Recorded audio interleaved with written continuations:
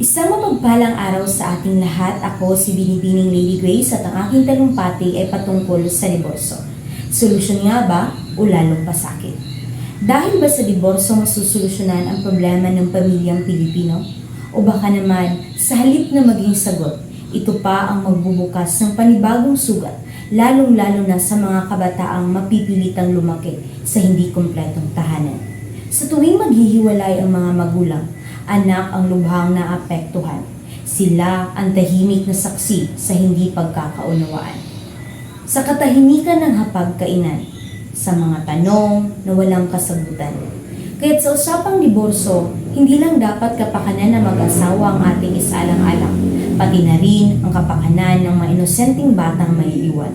Ayon kay Senadora Pia Cayetano at sa kanyang mga taga-suporta, ang diborso ay isang karapatang kailangang igawan, lalong-lalo na sa mga kababaihang nakakulong sa mapanakit at hindi ligtas na relasyon.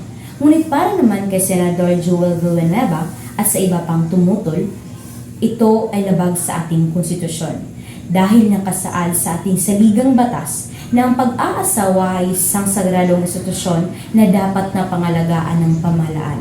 Sa oras na maging legal ang diborso, maaari itong magbukas ng pinto, hindi lamang sa pagpapawalang bisa ng kasal, pati na rin sa unti-unting pagkaguho ng pamilyang Pilipino, ang pinakabuod ng ating lipunan.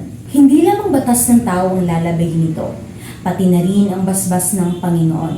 Ang kasal ay hindi isang kontratang pwedeng tapusin kapag mahirap na, kundi isang pangakong kailangang panindigan sa hirap man o ginhawa. Ang pagligal sa diborso ay maaaring magbunsod ng panibagong kulturang madaling pagsuko, sa halip na pagtutok sa komunikasyon, pag-unawa at pagkumpuni ng mga nasirang ugnayan. Madaling sumuko, madaling sabihin na tapusin na lang, ngunit tandaan natin, walang pamilyang perpekto. Bawat pamilya ay dumaraan sa pagsubok, kaya mas mainam na ayusin kaysa sa tapusin. Dahil sa bawat pamilyang nagsusumikap magkaintindihan, may batang lumalaking buo, matatag, at may pananampalataya sa pag-ibig at pamilya.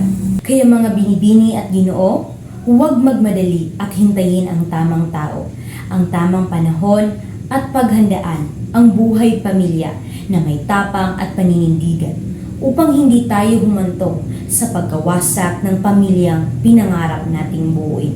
Muli, ako si Binibining Lady Grace. Maraming salamat.